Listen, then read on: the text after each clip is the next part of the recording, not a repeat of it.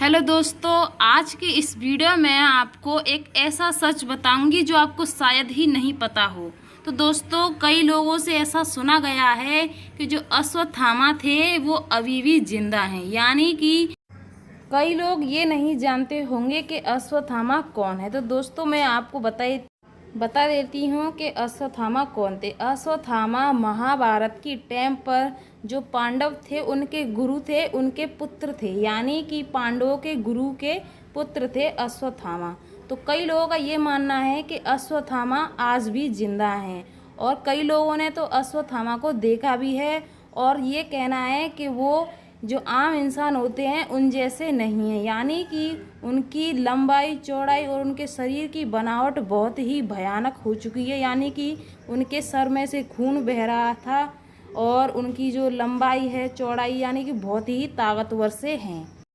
और लोगों का ये भी कहना है कि वो तेल मांगते हैं, यानी कि जो उनका जख्म है उनके शरीर पर, सिर पर, उन्हें भरने के लिए वो लोगों पर से तेल मांगते हैं और लोग उनसे बहुत ही डरते हैं। और कई लोगों ने उन्हें देखा भी है। तो लोगों ने उन्हें देखा है असीगढ़ का किला, यहाँ पर अश्वत्थामा किले के शिव मंदिर में प्रतिदिन पूजा करने आते हैं, और ऐसा सुना गया है कि वो वहाँ पर पूजा कर जाते हैं, पर किसी को भी नहीं पता चलता कि वो किस टाइम पर उस जगह पूजा करते हैं। और शिव मंदिर का जो वहाँ पर मंदिर है उस जगह पर जो दिया है वो अपना आप जल जाता है, इस तरीके से सुनने में आया है। और उस किले का जो दरवाज़ा है उस पर सदा ही ताला लगे रहता है, वो सिर्फ पूरे दिन में 1 घंटे के लिए खुलता है, और वो भी खुलता है 7 बजे के टाइम पर जब उस किले को खोला जाता है तो वहाँ पर 7 बजे से पहले ही, यानी कि 5-6 बजे की टाइम पर ही उस किले में दिया जल चुका होता है। तो दोस्तों, लोगों का कहना है कि अश्वत्थामा उस किले के पास नज़र आते हैं और 5000 वर्षों से वे अभी तक जिंदा हैं, यानी कि जिस टाइम पर महाभारत हुआ था उस टाइम से लेकर अब तक, यानी कलयुग तक वो जिंदा हैं। उन्हें मुक्ति क्यों नहीं मिल रही? तो आपके दिमाग में ये ख्याल होगा कि वो ऐसे क्यों भटक रहे हैं, आखिर ऐसा क्या कारण रहा है कि जिसके कारण अश्वत्थामा की इतनी बुरी हालत है। आखिर उन्हें ऐसा क्या कारण रहा है कि उनको इतनी बुरी सज़ा दी गई भगवान ने? तो चलिए अब मैं आपको बताती हूँ कि ऐसा क्या कारण रहा है कि अश्वत्थामा को आखिर भगवान ने ऐसा श्राप क्यों दिया जिसके कारण उन्हें इस तरीके से भटकना पड़ रहा है, यानी कि उनका इतना खून बह रहा है और उसके बावजूद भी भगवान उन्हें मुक्ति क्यों नहीं दे रहे, यानी कि। तो चलिए अब मैं आपको बताती हूँ अश्वत्थामा के बारे में कि अश्वत्थामा की इस हालत का कारण क्या है, ऐसा क्या रहा जिसके कारण उन्हें इस तरीके से दर दर के ठोकरे खाने पड़ रहे हैं और वो लोगों से क्यों छुप रहे हैं। आखिर ऐसा क्या हुआ था कि उन्हें ऐसी सज़ा दी गई? तो चलिए अब मैं आपको बताती हूँ कि अश्वत्थामा को किस कारण सज़ा दी गई कि आज वो इस कलयुग में भी जीवित हैं। तो अश्वत्थामा द्रोणाचार्य के बेटे थे, और द्रोणाचार्य कौन थे? जो पांडव थे, यानी कि 5 पांडव थे, उनके गुरु थे द्रोणाचार्य, और उनके बेटे कौन थे? अश्वत्थामा। तो आपको ये तो पता चल गया कि अश्वत्थामा किसके बेटे थे, तो आप बता सकते हैं द्रोणाचार्य के, ठीक है।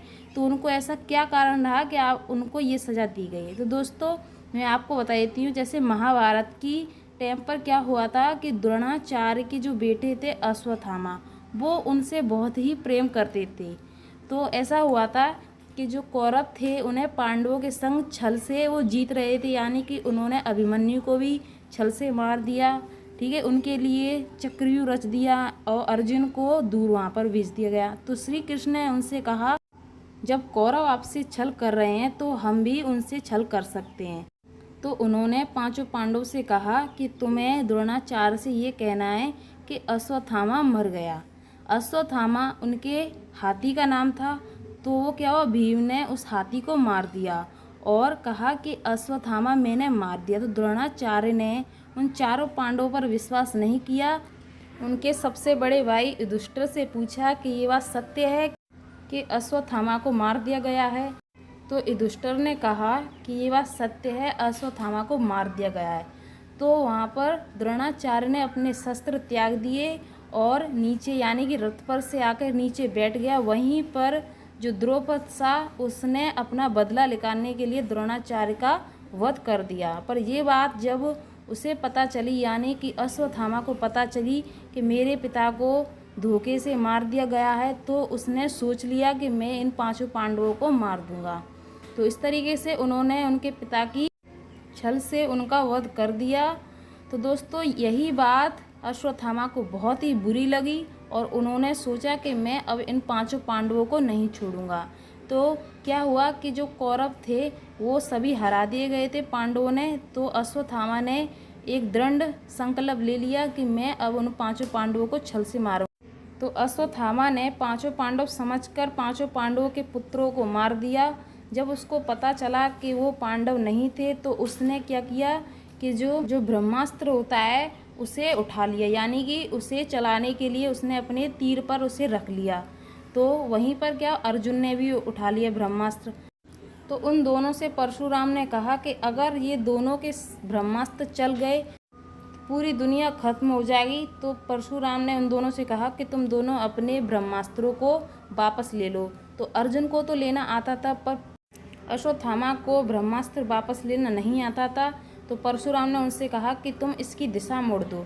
तो उसने क्या किया अश्वत्थामा ने कि जो ब्रह्मास्त्र था उसकी दिशा जो अभिमन्यु था उसकी पत्नी के गर्भ के तरफ उस ब्रह्मास्त्र की दिशा मोड़ दी। तो उसका जो बच्चा था वो वहीं पर मर गया। पर कृष्ण भगवान को सब कुछ पता था। तो कृष्ण भगवान ने अश्वत्थामा पर बहुत ही क्रोधित हुए कृष्ण भगवान। तो उन्होंने उनसे कहा कि तुम्हें ये मणि मुझे दे देनी है। और उनके सर पर चक्रव्यूह से उन्होंने उस मणि को निकलवा लिया और उनसे कहा कि तुम तब तक जीते रहोगे जब तक कि ये पूरी दुनिया, यानी कि कृष्ण भगवान ने उनको श्राप दिया कि तुम तब तक जीते रहोगे जब तक कि इस पूरी सृष्टि का अंत तक जीवित रहना है। तो इस तरीके से श्री कृष्ण भगवान ने अश्वत्थामा को श्राप दिया है। तो दोस्तों आज तक भी अश्वत्थामा कई लोगों को दिखाई दिए हैं और आज तक उन्हें देखा भी गया है। तो दोस्तों आपको वीडियो पसंद आए वीडियो को लाइक और चैनल को सब्सक्राइब करके नोटिफिकेशन ऑल कर देना, जिससे मेरी आने वाली